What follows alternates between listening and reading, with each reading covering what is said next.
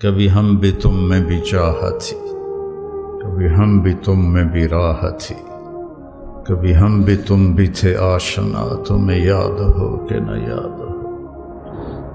ہم سب کی زبانوں پر ایک بول تھا، یا رب محمد انصر امت محمد۔ غزہ کے لیے کتنی دعائیں ہو رہی ہیں، کتنے معصوم بچے ذبح ہو گئے، کتنے بوڑھے جو شہید ہو گئے وہ تو مزے میں چلے گئے، لیکن جو زخمی ہو گئے، معذور ہو گئے، ماں باپ مر گئے، خیموں میں پڑے۔ اے امت محمد تمہیں بشارت، تمہارا رب تمہاری مدد کے لیے آ گیا۔ علماء کی کمی کوئی نہیں ہے، نہ مدارس کی کمی ہے، لیکن رجال کوئی نہیں ہے کہ ہم نے اس دنیا کو چھوڑنے سے پہلے ایسے لوگ تیار کرنے ہیں جن کا اللہ سے تعلق مضبوط ہو اور ان کا قرآن سے تعلق مضبوط ہو، جن کا اللہ کے نبی کے ساتھ تعلق مضبوط ہو۔ عائشہ، حفصہ جنہوں نے تمہیں بھیجا ہے، انہیں جا کے کہو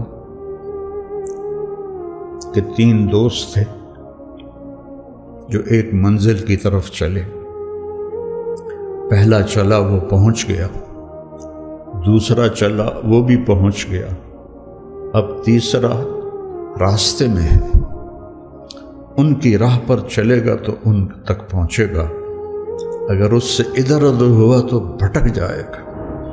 تو جب انہوں نے زمین پہ سر رکھا تو الٹے ہو گئے اور اپنا چہرہ زمین پہ نہ ایسے ملنے لگے۔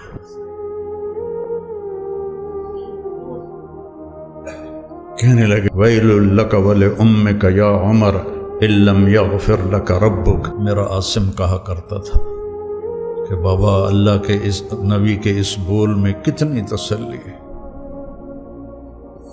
لیس علی ابیک کرب بعد الیوم، بیٹی آج تیرے باپ کے کرب کا آخری دن ہے، آخری موت تک کی جنگ ہے اپنے آپ کے ساتھ۔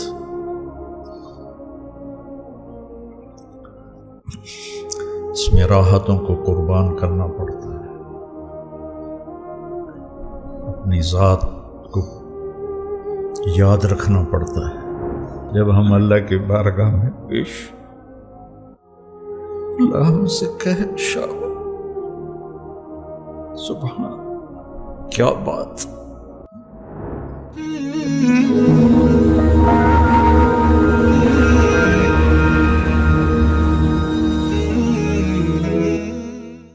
بسم اللہ الرحمن الرحیم، والصلاة والسلام علی رسولہ الکریم وعلی آلہ واصحابہ اجمعین، اما بعد۔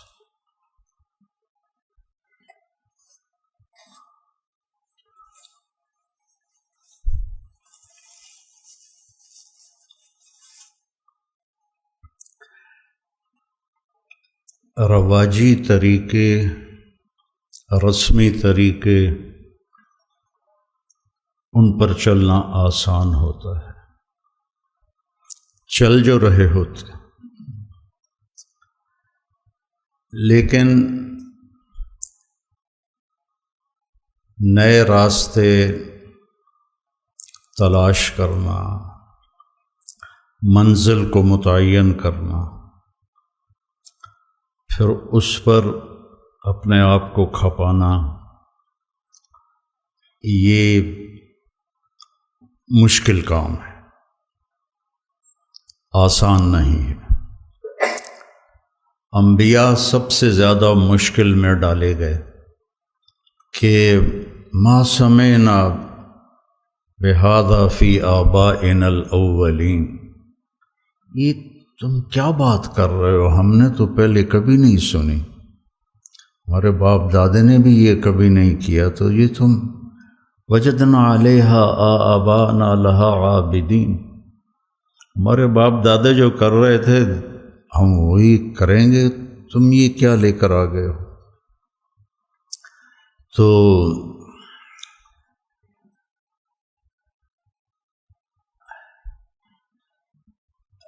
وہ ایک اور جگہ آتا ہے اَإِذَا مِتْنَا وَكُنَّا تُرَابًا وَعِظَامًا أَإِنَّا لَمَبْعُوثُونَ أَوَآبَاؤُنَا الْأَوَّلُونَ۔ یہ اگر آپ انبیاء کی تاریخ قرآن پاک سے دیکھیں تو ہر قوم یہی بات نبیوں سے کرتی رہی، اور دوسری کیونکہ انبیاء کے ماننے والے کمزور لوگ پہلے ہوتے ہیں، تو ما نراک اتبعک الا الذین هم اراذلنا بادی الرأی وما نرى لنا علیکم من فضل بل نظنکم کاذبین۔ یہ کیا کمی کمین تمہارے ساتھ ہیں، تو تیرے پیچھے چل کے ہمیں کیا ملے گا؟ جب عدی بن حاتم رضی اللہ تعالی عنہ اپنی بہن کی دعوت دینے پر مدینے پہنچے تو آپ کو دیکھا ایک گلی میں ایک عورت نے آپ کا ہاتھ پکڑا ہوا تھا اور آپ سے باتیں کر رہی تھی، تو کہنے لگے یہ تو میرے دل میں آ گیا کہ یہ بادشاہ نہیں ہے، بادشاہ ہوتا تو یہ اس طرح گلی میں ایک عورت اس کا ہاتھ پکڑ کے نہ کھڑی ہوتی۔ آپ سے ملا، آپ اس کو لے کر آئے اور اپنا سرہانہ پیش کیا، اس کو سرانے پہ بٹھایا، خود نیچے بیٹھے۔ کہنے کہ پھر یہ دوسری بات میرے ذہن میں آئی کہ یہ بادشاہ نہیں ہے، بادشاہ ہوتا تو نیچے نہ بیٹھتا۔ تو آپ نے دعوت دی تو انہوں نے کہا انی علی دین، میں بھی ایک دین والا ہوں۔ تو آپ نے فرمایا لعلک یمنعک من الدخول فیہ انک تراہ اتبعہ ضعفۃ من الناس ومن لا قدرۃ لہم وقد رمتہم العرب۔ سمجھ گئے نا؟ یہ پتہ نہیں کتنے سالوں کے بعد میں یہ حدیث میرے ذہن میں آئی ہے، تو عربی ٹھیک پڑھی ہے میں نے اس کی؟ ہاں اچھا، تو وہ خاموش ہو گئے۔ پھر فرمایا لعلک یمنعک من الدخول فیہ ما ترى من قلت عددہم وکثرت عدوہم ولعلک یمنعک من الدخول فیہ انک ترى ان السلطان فی غیرہم۔ تو عدی کہنے لگے میں تو ہل گیا کہ یہی باتیں میرے اندر تھیں، کیونکہ اس نے کسریٰ اور قیصر کے جاہ و جلال دیکھے تھے، اور کسریٰ بھی خسرو پرویز جس جیسے بادشاہ دنیا میں بہت کم آئے۔ تو پھر آپ نے فرمایا کہ عدی واللہ، پہلے کہنے لگے ارأیت الحیرہ، کہنے لگے دیکھا تو نہیں سنا ہے۔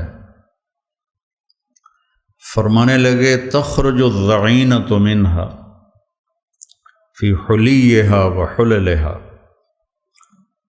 وتطوف بیت اللہ وحدہا ولا تخاف علی نفسہا احد۔ تو عدی کہنے لگے میں نے قلت فی نفسی فأین دعار بنی طی الذین سعروا البلاد، میرے قبیلے کے بدماشوں سے کیسے بچے گی وہ جنہوں نے پورے عرب میں آگ لگا رکھی ہے۔ تو ان کے قبیلے کے سب سے بڑے بدماش تھے رافع بن عمیرہ۔ تو یہ بیچ میں ایک بات آ گئی تو اس کو بڑھا رہا ہوں۔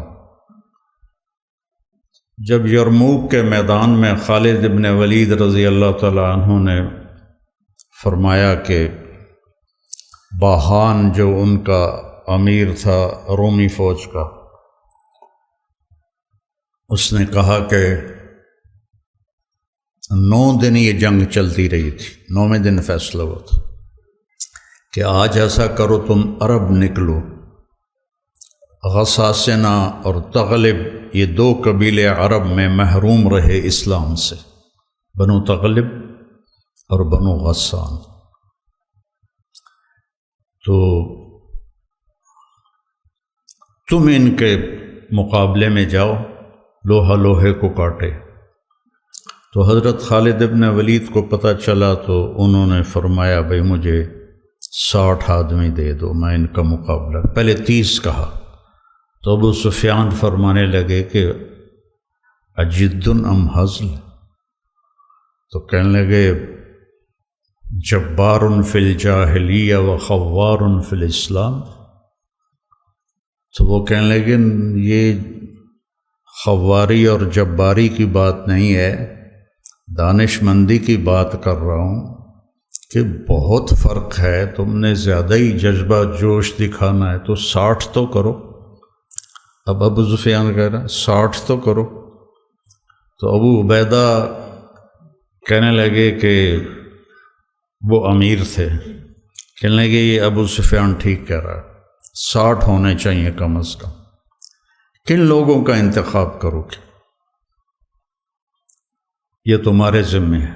کم اس لشکر میں ایسے لوگوں کو جانتا ہوں کہ جب وہ اللہ کے سامنے ایسے ہاتھ اٹھاتے ہیں تو ان کے ہاتھ کبھی خالی نہیں آتے۔ تو انہوں نے فرمایا پھر چن لو۔ تو انہوں نے سب سے جو پہلا نام لیا وہ تھا این فضل بن العباس، اور دوسرا نام لیا این عمرو التمیمی، اور تیسرا نام لیا این رافع بن عمیرہ الطائی، جو بنو طے کا سب سے بڑا بدماش تھا۔ اس کے بارے میں خالد بن ولید یہ فرما رہے ہیں کہ یہ ان لوگوں میں سے ہے جب ایسے کرتا ہے خالی نہیں آتا۔ کبھی ہم بھی تم میں بھی چاہت تھی، کبھی ہم بھی تم میں بھی راہ تھی، کبھی ہم بھی تم بھی تھے آشنا، تمہیں یاد ہو کہ نہ یاد ہو۔